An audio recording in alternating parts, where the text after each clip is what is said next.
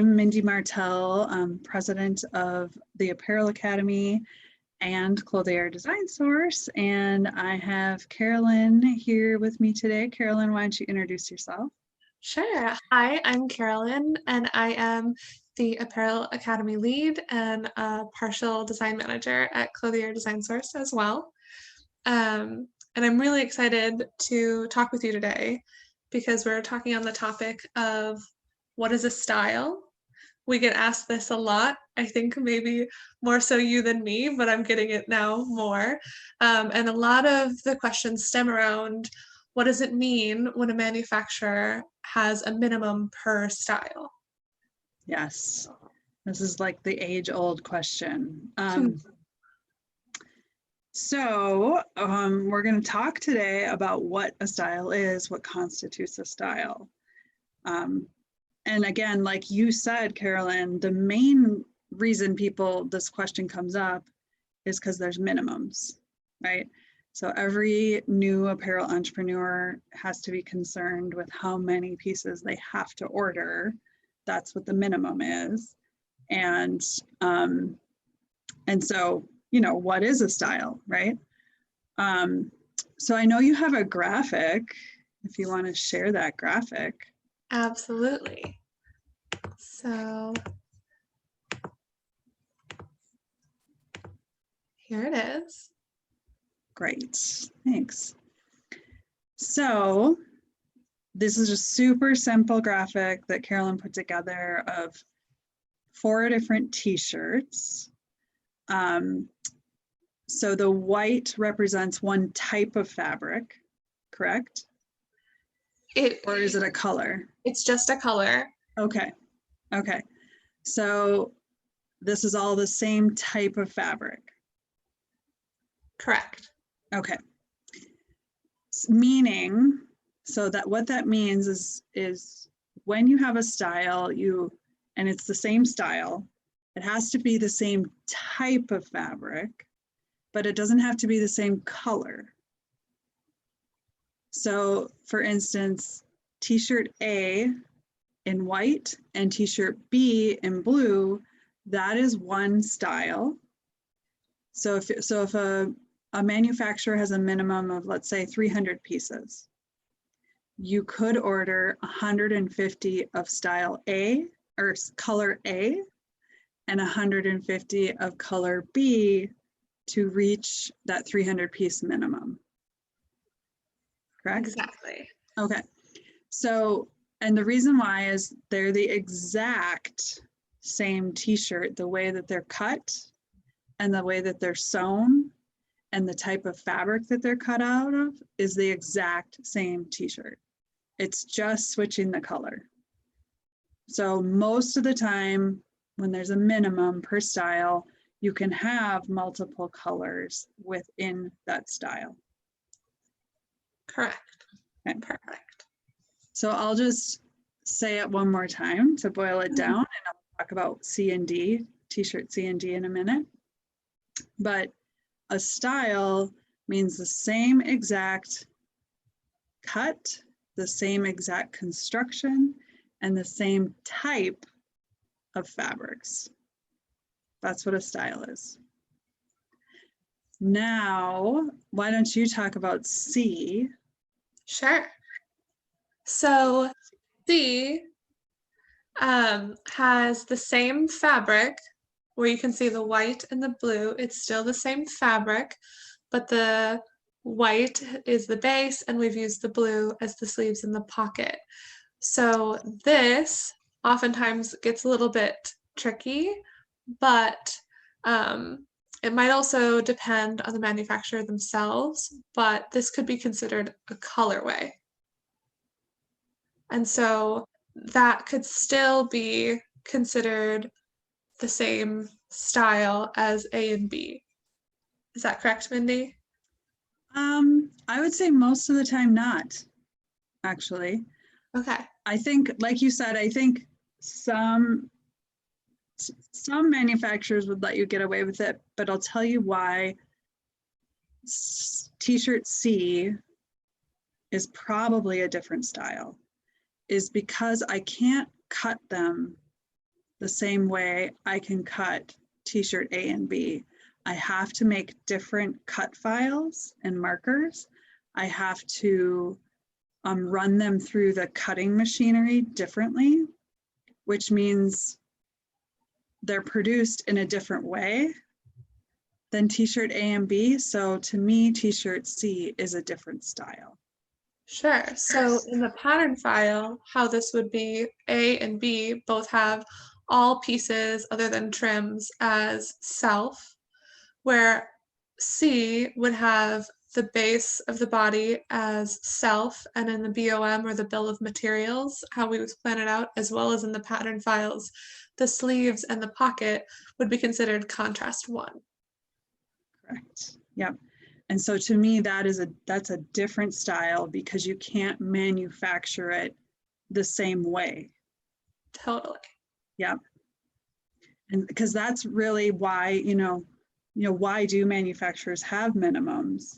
To understand that per style is, they get efficiencies, right? By doing the same thing the exact same way. And so your price goes down, right? So now you're introducing, if you introduce style C, they can't do it the same way anymore. It's a different process to manufacture it. So therefore they lose their efficiencies. So therefore a new minimum has to be imposed. Right. And one of those minimums could be related, in fact, to with item or with style C, you would have to most likely change the thread out on the machine, which is a part of the process that's different from A and Yep. B. You got it. Cool. Yep. Yep.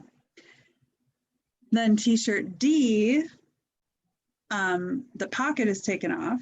So it's just like t-shirt A, but the pocket is taken off. So again, the process to manufacture it is different. You cut it differently. You cut one less piece, and then you sew it differently because there's no pocket that goes on. So the process of setting up the sew line is different. So therefore it is a different style as well. So when we look at this page you created, I see 3 different styles. There's A and B, which is one style, C, which is another, and then D, which is another. Correct. Yes. Perfect. Yes. Wonderful. I think So, another interesting thing, which maybe you were going to bring up, is graphics or prints. So let's say the t-shirt, one of those t-shirts was polka dot, like the entire thing was polka dot. If it looked the same as t-shirt A and t-shirt B, if it was the exact same cut, the exact same construction, and the exact same type of fabric, but had polka dots printed on it, it still would be considered the same style, but another colorway. exactly. Yeah, that is something that we get a lot, is whether print is a different style. And so that's a really good thing to confirm for us. Mm-hmm. Mm-hmm. Something we also, or I find I get asked a lot, is how sizing relates to a style. I like to explore that. I know traditionally, your baseline sizing is like, say, small through XL. That's all grouped in within a style. And you can, plus or minus some sizes in between. But if you were to go into extended size, that in oftentimes in websites, when you're selling an item, would be at the same style. But when it comes to a manufacturer, it's technically a separate style, as it has been patterned differently, and it's a different pattern file. Mm-hmm. Many times that's correct. And that is probably a case-by-case basis, I think, for sizing. Mm-hmm. But yes, many times when you do those extended sizes, it's a different style. Perfect. But, I think the short and long of it is, if it's cut the same, constructed the same fabric, You can have as many colors as you want and as many sizes as you want usually. And you would call it the same style. Perfect. Kind of, so like if we go back to that t-shirt again, you could have a white one, a blue one, a polka dot one, and you could have it, all of those in small, medium, large, extra large. And you would have to break up that 300 piece minimum between all 3 colors and all 5 sizes. So it's when you understand that, sometimes it's easier to understand how you're going to meet those minimum order quantities, because, you know, I don't know what the math on that is right now, but